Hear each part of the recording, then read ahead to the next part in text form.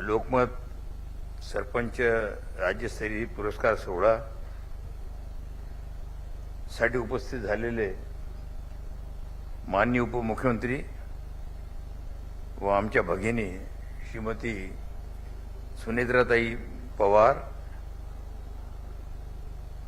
या कार्यक्रमासाठी मुद्दामून आलेले ग्रामविकास मंत्री माननीय श्री जयकुमारजी गोरे, ग्रामीण विकास आणि गृह राज्यमंत्री माननीय श्री योगेश कदमजी, मुख्य प्रायोजक बीकेटी टायर्स, सहप्रायोजक टाटा पॉवर्स, आयटीएलचे प्रतिनिधी, महाराष्ट्राच्या कानाकोपऱ्यातून आलेले सर्व सरपंच बंधू आणि भगिनींनी मी आपलं सर्वांचं लोकमततर्फे मनापासून स्वागत करतो, अभिनंदन करतो। आज माझे पूज्य वडील, ज्येष्ठ स्वतंत्रता संग्राम सेनानी आणि लोकनायक स्वर्गीय जवाहरलालजी दर्डा यांचं 103व्या जयंतीनिमित्त मुंबईतील स्टॉक एक्सचेंज परिसरातील जवाहरलाल दर्डा चौक येथे त्यांच्या पुतळ्याचे अनावरण महाराष्ट्राचे मुख्यमंत्री आणि उपमुख्यमंत्री यांच्या उपस्थितीत संपन्न झालेलं आहे। माझ्यासाठी हा केवळ किंवा आमच्यासाठी हा केवळ अभिमानाचाच नाही, तर बाबूजींच्या विचारांना, त्यागाला आणि आयुष्यभरच्या राष्ट्रसेवेला मिळालेला भावपूर्ण सन्मान आहे असं मी मानतो। स्वातंत्र्य, समाजसेवा, निर्भीड पत्रकारिता आणि लोककल्याणकारी त्यांनी जपलेली मूल्ये आजही आमच्यासाठी दीपस्तंभ आहेत। त्यांचे विचार, संस्कार, कार्य नव्या पिढीला राष्ट्रसेवेची प्रेरणा देतील आणि आम्हा सर्वांना इन्स्पायर करेल अशी मी प्रभू चरणी प्रार्थना करतो। ताई, हा आजचा सोहळा केवळ पुरस्कार वितरणाचा सोहळा नाहीये, तर हा लोकशाही आणि पंचायत राजव्यवस्थेच्या केंद्रस्थानी असलेल्या सरपंचांच्या स्वाभिमानाचा आणि गौरवाचा सोहळा आहे। यापूर्वी मराठी चित्रपटसृष्टीतून अनेकदा सरपंचाचं एक वेगळं व्यक्तिमत्व दाखवण्यात आलेलं आहे, मात्र गावाच्या विकासासाठी आयुष्य वेचणाऱ्या खऱ्या नायकाचा सन्मान करून ती प्रतिमा बदलण्याचा लोकमत आज प्रयत्न करीत आहे, याचा आम्हाला अभिमान आहे।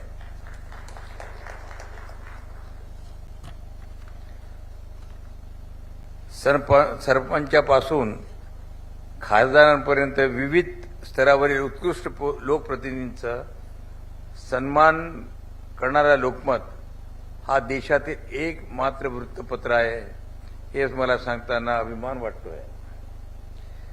लोकमतचे संस्थापक आणि ज्येष्ठ स्वतंत्रता संग्राम सेनानी बाबूजी यांनी दिलेला तो संदेश होता, समाजातील चुकीच्या प्रवृत्तींवर प्रहार करा, पण चांगले कार्य करणाऱ्यांचा गौरव करण्यास कधी आपण कुचरू नका।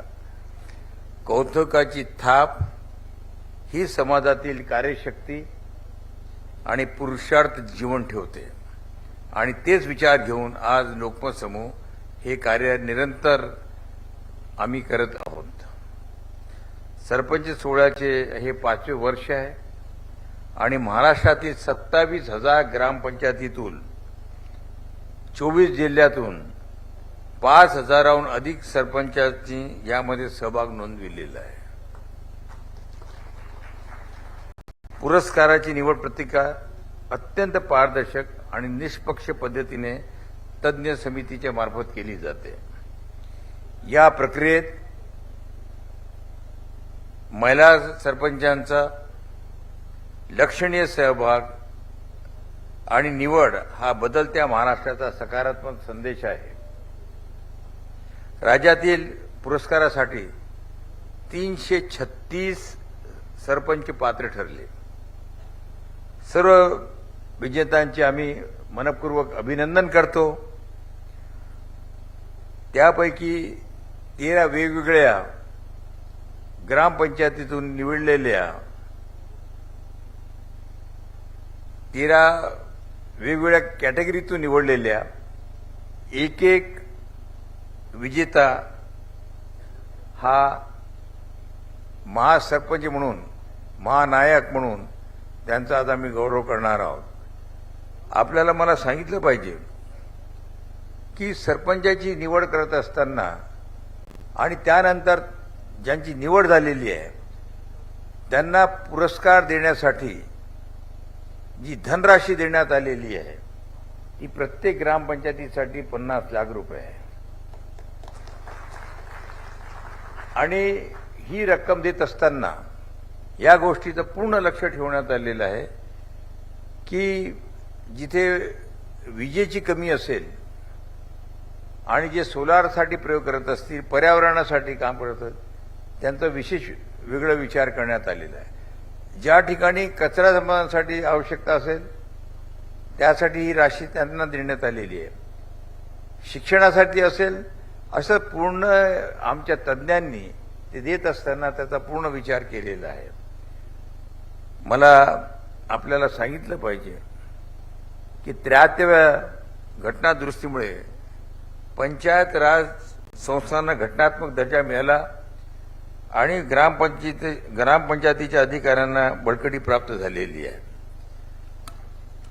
आज सरपंच केवळ पदाधिकारी नसून विकासाचा नियोजक, अंमलबजावणी करणारा आणि जनतेच्या स्वप्नांना आकार देणारा सक्षम नेता बनलेला आहे. हिवरे बाजार येथील पोपटराव पवार आणि पाटोद्याचे भास्करराव पेरे पाटील यांनी आदर्श ग्रामविकासाचा वस्तुपाठ घालून दिलेला आहे. या प्रक्रियेमुळे महाराष्ट्रातील अनेक नवीन पोपटराव आणि पेरे हे याच्यातून समोर येणार आहेत. याचा मला आनंद आहे मनापासून की असे अनंत इन्स्पायरिंग जे सोल्जर्स आहेत त्या समाजापुढे येण्याचं काम लोकमत या प्रक्रियेच्या माध्यमातून करत आहेत. आज आमच्या मंचवर उपमुख्यमंत्री इथे उपस्थित आहेत आणि गोरेजी पण इथे उपस्थित आहेत, योगेशजी उपस्थित आहेत. मला त्यांना एक विनंती करायची आहे की ग्रामपंचायत आणि सरपंच हा समाजातील सर्वात महत्वाचा घटक आहे आणि जर ज्या पद्धतीने श्री चंद्रशेखरजी बावनकुळे यांनी जेव्हा ते ऊर्जा मंत्री होते तेव्हा त्यांनी डीपीडीसीतून 10 लाख रुपये देण्याची योजना सुरू केलेली होती. त्यानंतर आता त्यांनी नागपूर येथे या कार्यक्रमामध्ये प्रत्येकी 50 लाख रुपये देण्याची राज्यातील जे पुरस्कृत आहेत 13 कॅटेगरीमधले त्यांना देण्याची घोषणा केलेली आहे. माझी आपल्याला विनंती आहे ताई की आपण या सर्वांना आणि जे महानायक झालेले त्यांना 1 कोटी रुपयाची घोषणा करावी आणि सरकारने प्रयोजन करावी अशी माझी आपल्याला विनंती आहे.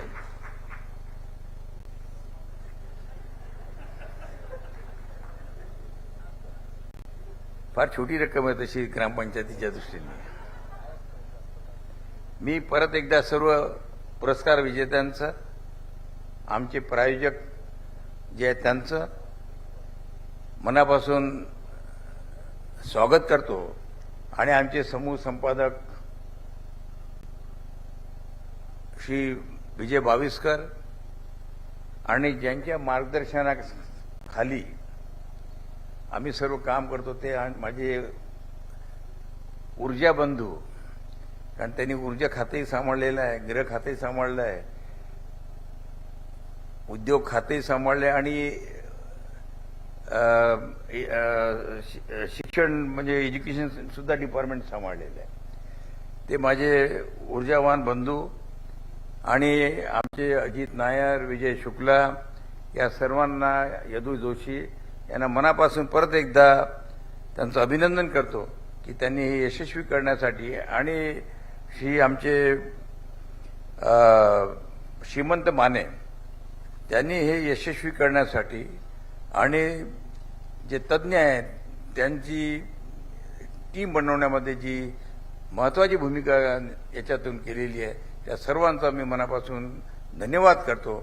आणि परत एकदा मला कल्पना आहे की अनेक लोक इथे पोहोचू शकलेले नाही आहे कारण ट्रेन वगैरे उशीर असल्यामुळे, परंतु ते आता पोहोचतील आरामात. मी आपलं परत एकदा सर्वांचं अभिनंदन करतो, धन्यवाद देतो. आणि विशेषतः विधानसभा सुरू असताना आपण मुद्दामून आलात म्हणजे याचं किती महत्त्व आपल्याला हे मी समजू शकतो. गोरेजी तिथून आलेले आहेत, योगेशजी आलेले आहेत, या सर्वांनी येऊन आपण जे कार्य करतात त्याला एका प्रकारे आशीर्वाद दिलेला असं मी मानतो. परत एकदा आपल्या सर्वांचं धन्यवाद. जय हिंद, जय महाराष्ट्र.